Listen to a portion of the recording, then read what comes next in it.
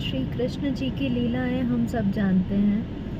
तो आज एक और बहुत दिलचस्प लीला आपको सुनाने जा रही हूँ। तो एक बार की बात है, मेवाड़ के राजा अपनी पुत्री अजब कुमारी जी के साथ मथुरा घूमने के लिए आए, प्रभु के दर्शन करने के लिए आए। और जैसे ही अजब कुमारी जी गोवर्धन पर्वत के उधर गिरिराज जी के मंदिर में पहुँची, तो बाल स्वरूपी श्रीनाथ जी का स्वरूप देखकर वो खोई की खोई रह गई। इसमें कुछ अलग बात नहीं है, हम सब जब भी ठाकुर जी का कोई स्वरूप देखते हैं तो उसमें खो जाते हैं। तो बस वो एकटक उन्हें निहारती रहीं, और जितने भी दिन वो लोग वहाँ रहे, वो जब भी वहाँ पे जाती एकटक उन्हें निहारती रहती, और उसके बाद वो वापस आ जाते। फिर एक दिन वक्त आया जब उन्हें वापस मेवाड़ लौटना था। तो अजब कुमारी जी बहुत रोईं, और मेवाड़ लौटते ही वो बहुत बीमार पड़ गई। जब वो बीमार पड़ी तो उनके राजा पिताजी को बहुत चिंता हुई, और राजा ने आकर पुत्री से कहा कि कुछ भी बात है तुम्हारे मन में, कोई चिंता है तो तुम मुझे बता सकती हो, अचानक तुम्हारा स्वास्थ्य क्यों बिगड़ गया।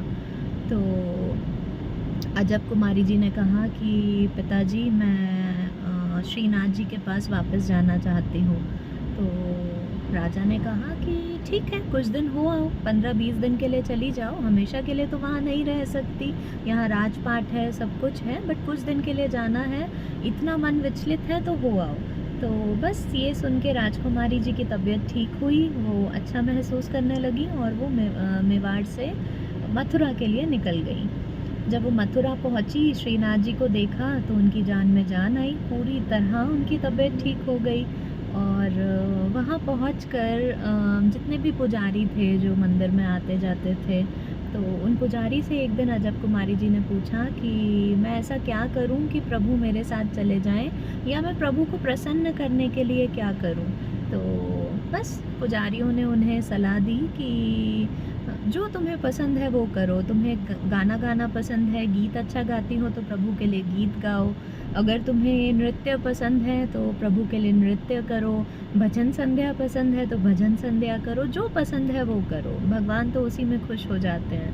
तो बस ये सुनकर राजकुमारी सोच में पड़ गई कि मैं ऐसा क्या करूं जो मुझे पसंद है और प्रभु उससे प्रसन्न हो जाएं। तो अजब कुमारी जी को चौसर खेलना बहुत पसंद था, जिसे हम लोग आज की जनरेशन में लूडो कहते हैं। सो लूडो खेलना उन्हें बहुत पसंद था, तो वो रोज़ वहाँ जाने लगी, और रोज़ अपना लूडो खोल के, यानी चौसर खोल के श्रीनाथ जी के सामने बैठ जाती।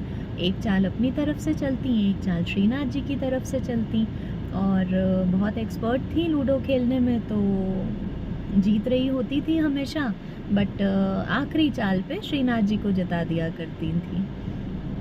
तो ये सिलसिला चलता रहा कुछ दिनों तक।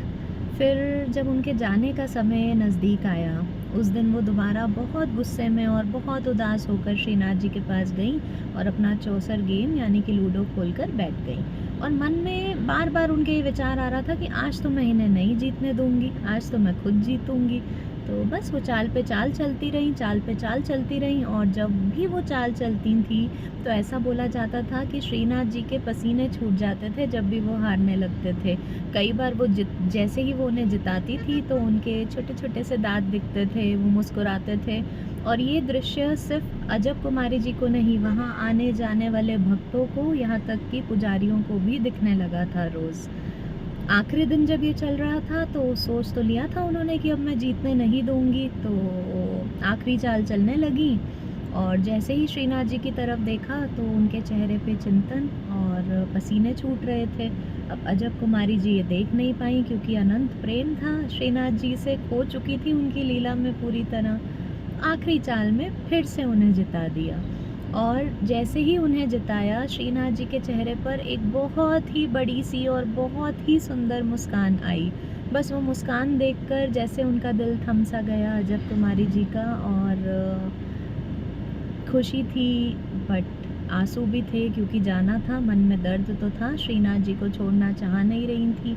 तो बस उन्होंने क्या किया, पीछे मुड़ी और बहुत ज़ोर ज़ोर से रोने लगी, और रोते रोते बोली कि अब मेरे जाने का समय नज़दीक आ गया है। तो जैसे ही वो पीछे मुड़ी, ऐसा कहा जाता है, ऐसा लिखा है, आप कथाएँ पढ़ेंगे तो आप जानेंगे कि श्रीनाथ जी ने उनकी बाँह पकड़ ली थी। यानी कि अजब कुमारी जी को रोकने के लिए उनकी बाँह पकड़ ली थी श्रीनाथ जी ने और फिर पूछा था कि तुम उदास क्यों हो और ये आँसू कैसे? तो अजब कुमारी जी ने कहा कि मैं आपको छोड़ के नहीं जाना चाहती, पर मैं यहाँ नहीं रुक सकती, तो मैं चाहती हूँ कि आप मेवाड़ आ जाएँ मेरे साथ, आप राजस्थान चलें मेरे साथ और वहीं रहें ताकि मैं रोज़ आपके दर्शन कर सकूँ और मैं रोज़ आपके साथ चौसर खेल सकूँ। बस ये सुनते ही श्रीनाथ जी ने वादा किया कि सही वक़्त आने पर मैं वहीं पे आकर स्थान लूँगा और मैं वहाँ ज़रूर आऊँगा। और उसके आगे की कथा आपको बताती हूँ। जब ये वादा उन्होंने कर दिया, उसके कुछ समय बाद जब मुग़ल आए तो 1665 के आसपास की बात है, जब औरंगज़ेब के शासनकाल में मंदिरों पर हमला हुआ, मंदिर टूटने लगे, तो प्रभु की सुरक्षा के लिए मेवाड़ के राजा महाराणा राज सिंह ने भगवान जी की मूर्ति को, भगवान जी की मूरत को, स्वरूप को सुरक्षित रखने के लिए मेवाड़ आमंत्रित किया। और जब उन्हें वहाँ से ले जाया जा रहा था तो ऐसा बोला जाता है कि जाते-जाते जिस रथ पर वो जा रहे थे, उस रथ का पहिया कीचड़ में फँसकर वहीं अटक गया और इसे भगवान की स्वयं इच्छा मानकर सभी लोगों ने उन्हें वहीं पे रोकने का और वहीं पर उनका मंदिर स्थापित करने का निर्णय लिया। नाथ द्वारा में वो कीचड़ में फंसा था, जिसे पहले सिहाड़ गांव भी कहा जाता था। और बस तब से अब तक जो वर्तमान में वहाँ पे नाथ मंदिर है, नाथ द्वारा है, वहाँ पे श्रीनाथ जी को स्थापित किया गया है और उन्हें ठाकुर जी कहा जाता है वहाँ पर और वहाँ के राजा मानकर उनकी सेवा और बहुत ही श्रद्धा से उनकी पूजा की जाती है। तो ये थी हमारे श्रीनाथ जी की कथा। आइए इससे जुड़ी एक बात और आपको बताती हूँ। श्रीनाथ जी जो हैं वो 7 साल का बाल स्वरूप हैं श्री कृष्ण जी का। आप सभी ने सुना होगा कि कृष्ण जी ने बहुत छोटी आयु में गोवर्धन पर्वत को उठाया था। जब उन्होंने गोवर्धन पर्वत को उठाया था तो वो 7 वर्ष के थे और वहीं पे गोवर्धन पर्वत के उधर ही, जहाँ पे हम लोग सब गोवर्धन परिक्रमा करने जाते हैं, वहीं पे उनका मंदिर बना दिया गया और वही बाल स्वरूपी ही मंदिर उनका वहाँ पे स्थापित किया गया था, जहाँ से चलकर वो एक वादा जो उन्होंने अपने भक्त अजब कुमारी जी से किया था, वहाँ से चलकर वो मेवाड़ पहुँच गए, यानी कि नाथ द्वारा पहुँच गए।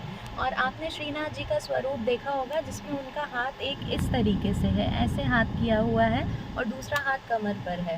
तो ऐसा हाथ इसलिए किया हुआ है क्योंकि ऐसे हाथ में उन्होंने गोवर्धन पर्वत को उठाया था। तो बाल स्वरूपी हमारे श्रीनाथ जी की ये कथा है और कृष्ण की ही एक लीला है। तो बस यही आज मैं आपको बताना चाहती थी और बस जय श्री कृष्ण, राधे राधे।